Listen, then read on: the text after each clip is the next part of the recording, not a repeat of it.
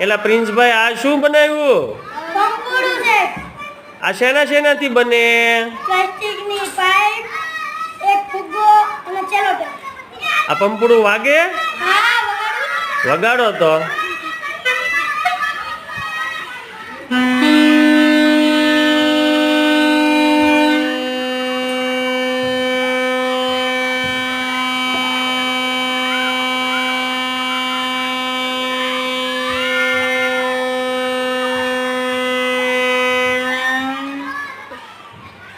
એટલે આ તો પ્રિન્સભાઈ સરસ વાગે છે. ફરી એકવાર વગાડો તો.